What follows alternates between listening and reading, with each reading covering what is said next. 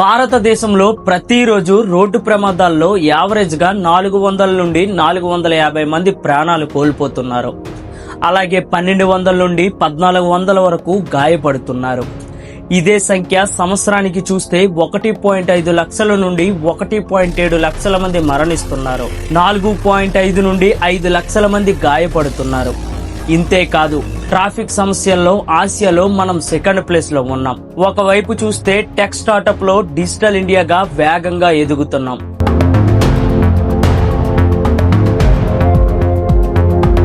India's tech startup ecosystem is growing rapidly.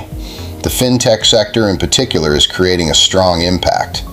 Companies like Paytm, PhonePe, and Razorpay are taking digital payments to the next level. India is steadily moving towards a cashless economy.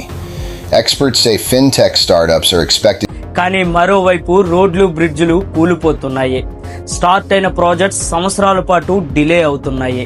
ముంబైలో పాదచారి bridge కూలిపోవడం, బీహార్లో opening ముందే bridge పడిపోవడం, Mumbai Ahmedabad bullet train delay అవుతూ ఉండడం, navy Mumbai airport దాదాపు 20 ఏళ్ల తర్వాత పూర్తి కావడం, ఇవన్నీ ఇన్ఫ్రాస్ట్రక్చర్ లో ప్రజలు ఎదుర్కొన్న సమస్యలే.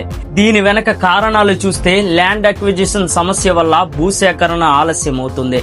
మరోవైపు L1 సిస్టమ్ అంటే టెండర్ లో ఎవరు తక్కువ ధరకు చేస్తారో వాళ్ళకే కాంట్రాక్ట్ ఇవ్వడం. 10 కోట్ల పని ఎవరైనా 6 కోట్లకు చేస్తారని చెప్తే వాడికే ఇస్తారు. దీనివల్ల క్వాలిటీ తగ్గిపోవడం, ఫలితం రోడ్లు త్వరగా పాడవడం, బ్రిడ్జిల్లో క్రాక్స్ రావడం, కొన్నిసార్లు కూలిపోవడం. అందుకే సింగపూర్ లాంటి దేశాలు క్వాలిటీకి 70% ప్రాధాన్యత ఇచ్చి ఖర్చును 30% మాత్రమే చూస్తాయి. అలాగే మన దగ్గర ఒకసారి కన్స్ట్రక్షన్ అయ్యి ఓపెన్ అయ్యాక ఎవరు పట్టించుకోరు. జపాన్ లో అలా వదిలేయరు. ప్రతి 5 సంవత్సరాలకు ఇన్స్పెక్షన్ చేసి చిన్న సమస్య ఉన్నా వెంటనే రిపేర్ చేస్తారు. మనకు ఈ సొల్యూషన్స్ అన్నీ తెలుసు, కానీ అమలు చేయడంలోనే లోపం ఉంది. దేశం అభివృద్ధి చెందాలంటే టెక్ రెవల్యూషన్, స్పేస్ ప్రాజెక్టులే కాదు, మన రోడ్ల మీద కూడా అదే స్థాయి విజయం కనిపించాలి. ఎందుకంటే ఇన్ఫ్రాస్ట్రక్చర్ అంటే కేవలం సిమెంటు, ఇనుము కాదు, అది మన దేశ వేగం. ప్రతిరోజు 100 మంది ప్రాణాలు కోల్పోతున్నారు. ఇది ప్రమాదమా లేక మన సిస్టమ్ ఫెయిల్యూరా అనేది కామెంట్ చేయండి.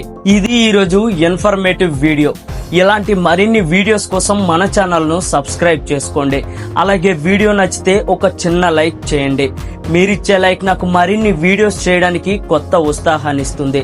అండ్ నా వీడియోస్ ని మీరు డైలీ చూస్తే ప్రతి విషయం మీద ఎంతో కొంత అవగాహన పెంచే ప్రయత్నం చేస్తాను.